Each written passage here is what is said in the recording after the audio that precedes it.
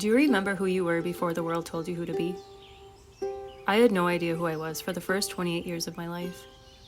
I also had no idea that this decision was about to open doors that I never dreamt in a million years that I'd ever walk through.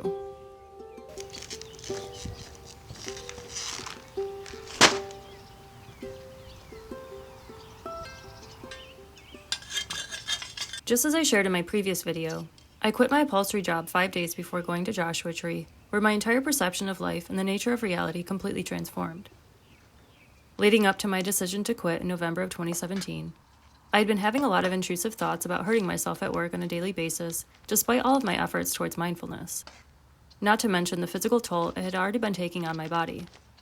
I've had scoliosis since I was a kid, so my back only got worse standing on concrete floors all day, and I even started developing carpal tunnel in my wrists. I only made $13.14 an hour, which wasn't enough for me to afford a place of my own.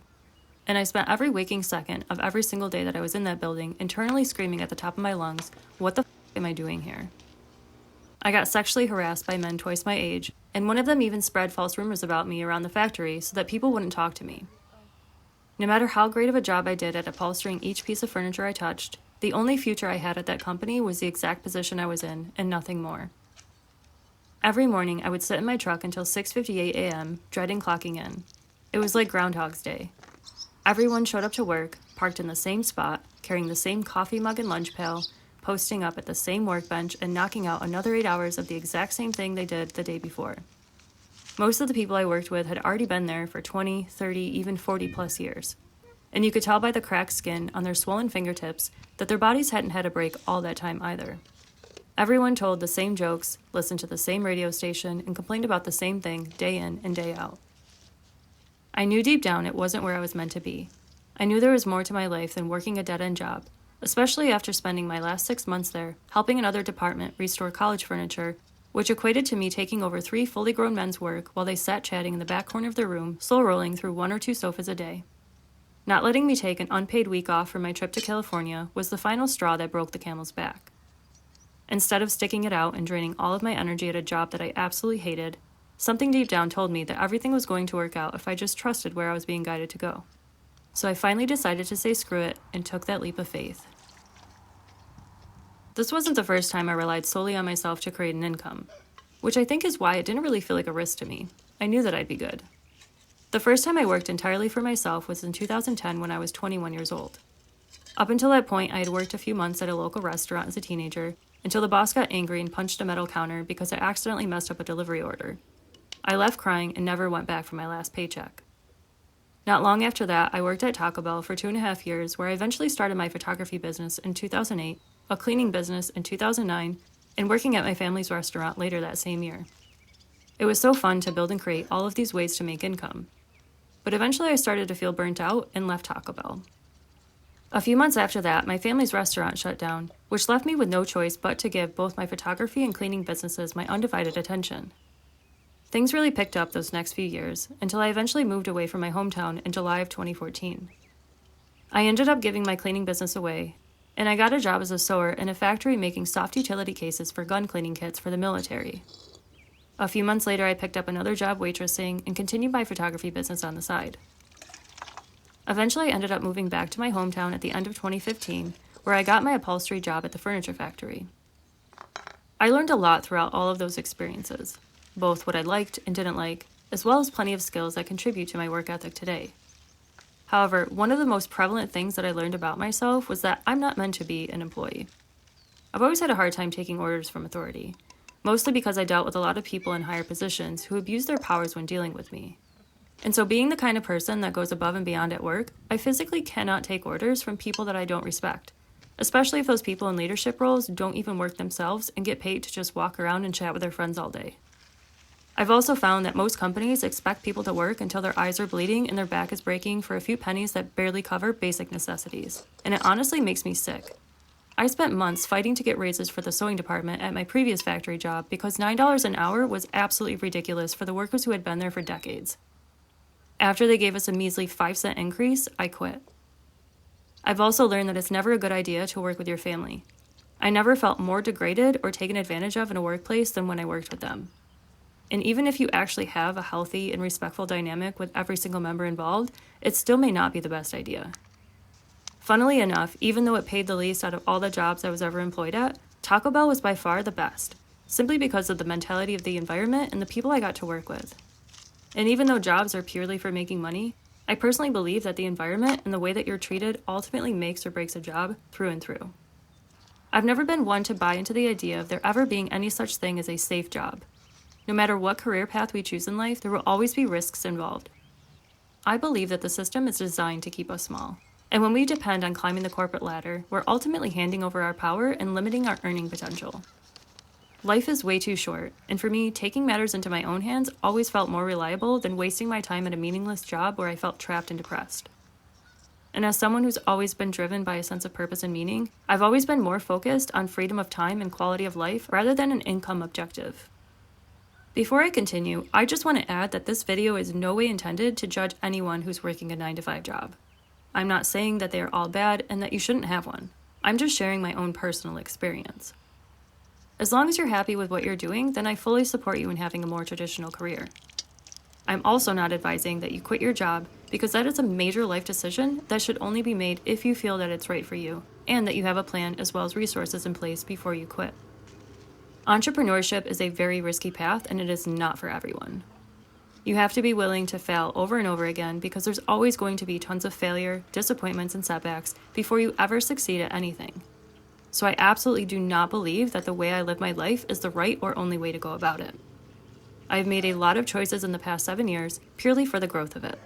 I've purposely burned old bridges just to make sure that I can go back in order to leave myself with no choice but to evolve. Photography had always been my passion, and no matter how many times I set it down, I couldn't help but eventually pick it back up again. I received my first camera for Christmas when I was 5, and spent the first few rolls of film taking photos of my parents with their heads cropped off, and I brought it with me to my grandparents' farm and chased the barn cats around until I eventually got the hang of it.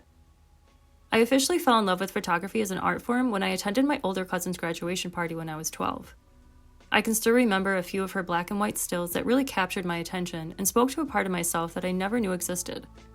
I spent the next 2 years saving up my $5 a week allowance until I had enough to finally purchase my first digital camera, which was a Nikon Coolpix point and shoot that cost me around $120 from Best Buy. I took that camera everywhere and practiced shooting every chance I got, from photographing landscapes, nature, friends, and even self-portraits. I sought out every opportunity to further my skills, including photography class in high school. My guidance counselor tried talking me into going to college to become an accountant and told me that I'd never make anything of myself as a photographer. However, I had already known from a very young age that I wasn't going to go to college, and that it wasn't the path that was going to get me where I wanted to go. I knew deep down that getting my hands dirty and gaining experience doing what I loved was the only way I could create the life I truly wanted. My family and friends also told me that it was stupid of me to pursue photography, and that I should just get a safe job like everyone else. But of course, I didn't listen. Once I received my first income tax return at the beginning of 2008, I bought my first DSLR and took various online courses to learn how to use my camera. Once I felt comfortable enough with my new gear, I started telling everyone who'd listened that I was starting my photography business, and I landed my first paid job shooting senior portraits for a friend. My work honestly sucked for a really long time. But eventually, it got better.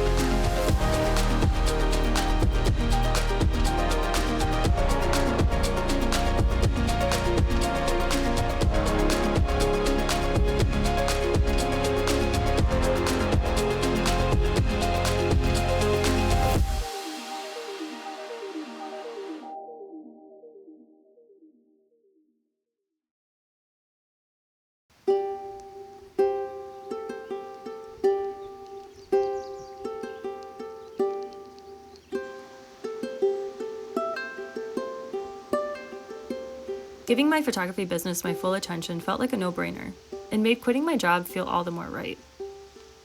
Once I returned home from my trip to California, the reality of quitting my job had set in and catapulted me into a whole new level of responsibility. Rather than punching a clock and collecting a paycheck every week, I was now the sole person in charge of how I spent my time, what I poured my energy into, and whether or not I even made any money at all. Building and maintaining a morning routine became extremely monumental in my journey, and it was the foundation that helped me to cultivate structure and discipline in my daily life, two things that I strongly lacked back then. Now that I finally had all the time in the world to pour my energy into the things I only used to daydream about while I was trapped in my old job, I slowly started implementing all of the ideas that I had been putting off for years. I started taking more online courses on business and marketing, booking more clients, collaborating with other businesses, and even starting my own print shop to sell some of my favorite personal works.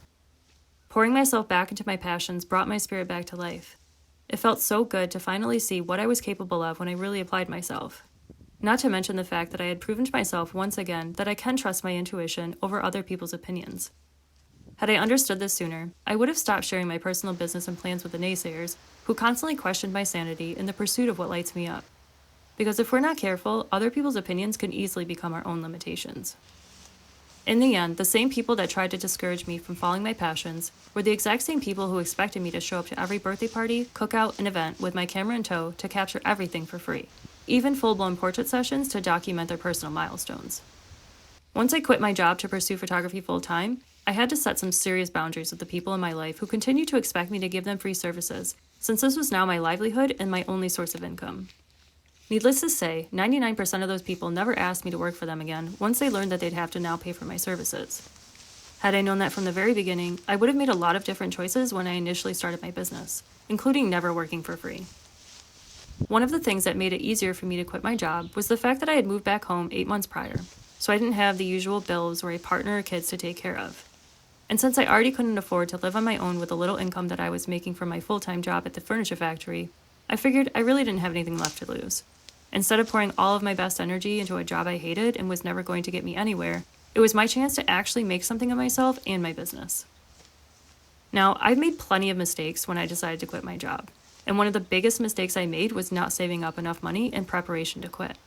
I basically put myself under a ton of pressure and having to make my business work. This meant that I often took on work that I didn't super love just so I could pay my bills instead of staying aligned in the work that my soul wanted to create. I also didn't have a very solid plan on how I was going to scale my business, and I spent a ton of time learning through trial and error on how to increase my income. If I could do it all over again, my first priority would be to learn about finances and budgeting, then save up at least 6 to 12 months of living expenses. Another priority of mine would have been to find a mentor who's already in a similar position to the one that I want to be in. We can get so much further ahead in life when we seek out the proper support. Speaking of which, I've also learned to never take advice from anyone who hasn't done or achieved the thing that you're trying to do.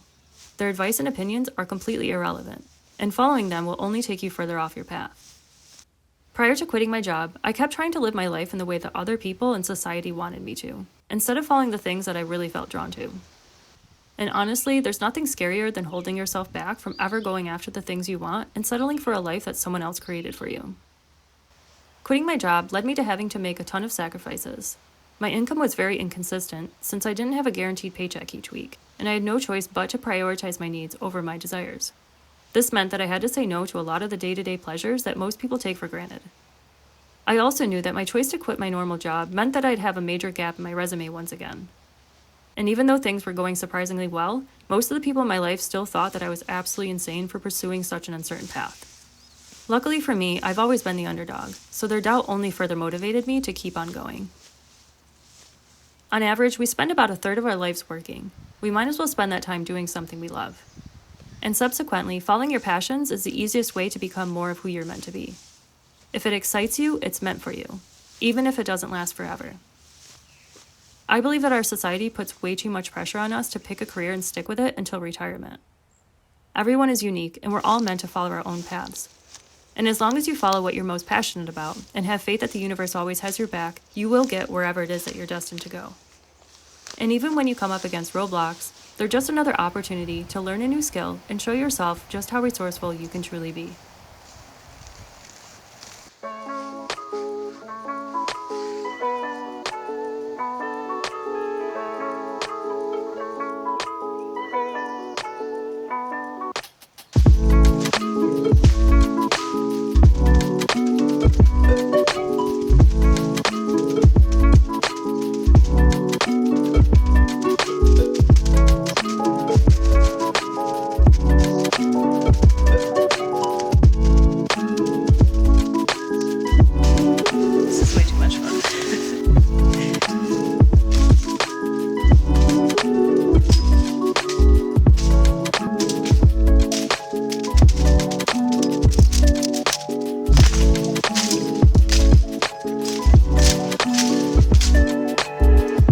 have a wildly vivid dream or a subtle inkling that there has to be more for you, follow it. That's your intuition speaking to you. Find every reason to move towards it and let go of anything and everything that's holding you back from bringing it to life. You can either spend your entire life wondering what if, or finally say yes and see it for yourself. And so I guess that still leaves us with this one question. Do you remember who you were before the world told you who to be? It's not too late to discover that version of yourself and to finally make your dreams a reality. Your future self will thank you later.